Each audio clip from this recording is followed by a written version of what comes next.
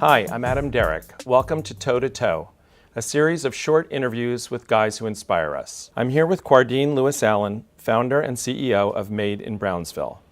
Made in Brownsville is a creative agency that specializes in projects where young people can learn technical and leadership skills through training and apprenticeship. Hi, Quardean. Glad you could go toe to toe with us today. Really glad that you guys can be here. Please tell us who you are and what you do. I run a nonprofit creative agency called Made in Brownsville, and we basically just make the linkage between young people's talents and opportunities in the creative sector. Where do you derive the most satisfaction in your work here? You know, we have the pleasure of being able to work with community members on such a broad array of awesome projects that the young people derive the ideas and build the momentum behind, right? So, you know, the project at Osborne Plaza, where they're actually taking some underutilized space and making it a pedestrian plaza. Tell us about that. What did they do there? The project at Osborne Plaza was really thinking about how to take, you know, an old dead-end street that was dark and people felt insecure walking through the space and make it a neighborhood asset. So the young people were like, well, you know, this should have green walls and it should have, you know, seats and lighting at night so that it can be used, you know, across seasons. And they created a campaign, an anti-violence campaign to brand the mural of the Brownsville Stronger Together. And they made the design and painted it on the ground in the matter of 8 months, you know. Yeah, it's great because you can actually see it concrete. You thought about it, you did it, there it is. Exactly. Yeah, nice.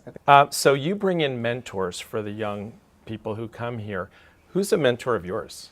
He's the executive director for Public Design Commission. His name's Justin Garrett Moore, and he's just brilliant. He teaches and he runs a nonprofit in his community in Indiana and runs a city agency, right? I think that, you know, just being able to see a person of color, you know, wear multiple hats successfully is something that I aspire to do as a social entrepreneur. How old were you when you first engaged with him? I think I was 22, 23. Okay, so maybe older than the people that the kids you're helping here. Mm-hmm.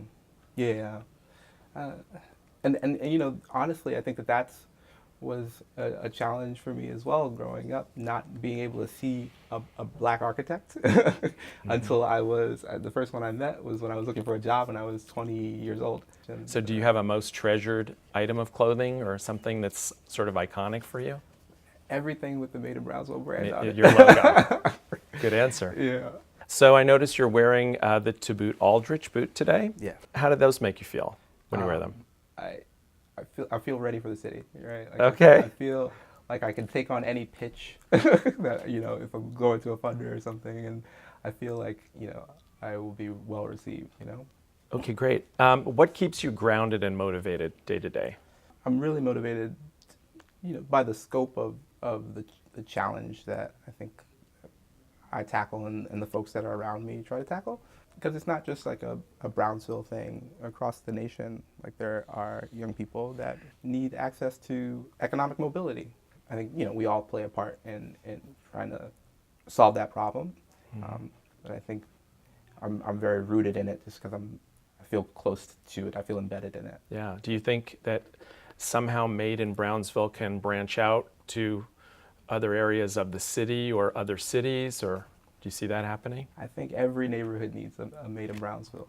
Thank you, Quardean. Yeah. It's a pleasure talking to you. It's great to talk to you.